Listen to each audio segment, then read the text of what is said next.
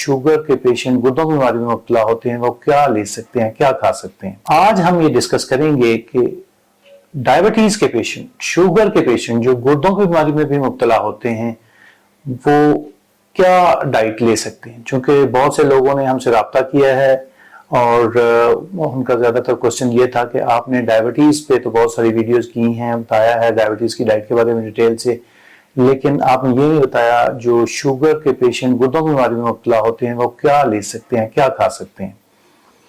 आमतौर पर अगर आपने मेरी पुरानी वीडियोस देखी हैं पिछली, तो उसमें जो मैंने डायबिटीज के हवाले से बात की है, गुर्दों के पेशेंट को सारी ही ग़िज़ाई हिदायत को मद्देनजर रखना है, सिवाय चंद एक एक्स्ट्रा प्रिकॉशंस के। एक तो गुर्दों के पेशेंट्स को हम रिकमेंड करते हैं कि वो प्रोटीन अपना intake, specially animal protein intake कम करें, गोश्त का इस्तेमाल कम करें, जिसमें ख़ास तौर पर बीफ है और मटन है। वो किसी हद तक चिकन और फिश तो मखसूस क्वांटिटी ले सकते हैं थोड़ी बहुत, उसके अलावा अंडे की सफ़ेदी ले सकते हैं, बाकी बीन्स और इस तरह की चीज़ें प्रोटीन इंटेक के तौर पर ले सकते हैं, लेकिन एनिमल प्रोटीन को रिस्ट्रिक्ट किया जाना चाहिए। उसके अलावा दूसरा इन पेशेंट्स में जो इम्पोर्टेंट इशू है वो पोटाशियम का होता है। चूंकि मैंने लास्ट वीडियो में बड़ी डिटेल से बताया था कि शुगर के पेशेंट ऐसे कौन से फ्रूट्स हैं जो वो ले सकती हैं, ऐसी कौन सी वेजिटेबल्स हैं जो ले सकते हैं। जो डायबिटिक पेशेंट गुर्दों की बीमारी में मुब्तला हैं वो तकरीबन वो सारे फ्रूट्स ले सकते हैं जो मैंने पिछली वीडियोस में बताया था, एक्सेप्ट इस चीज़ के जैसे ऑरेंजेस हैं। ऑरेंजेस का पोटाशियम कंटेंट खासा ज़्यादा होता है। ऑरेंजेस जिसमें किन्नू, माल्टा वगैरह आते हैं, इसको बेहतर अवॉइड करें। उसके अलावा ग्रेप फ्रूट, जो मैंने पिछली वीडियो में कहा था कि डायबिटिक पेशेंट के लिए बहुत बेहतर है, वो ले सकते हैं। तो ग्रेप फ्रूट का पोटाशियम कंटेंट भी थोड़ा ज़्यादा होता है, वो इससे भी बेहतर है कि इज्तनाब करें।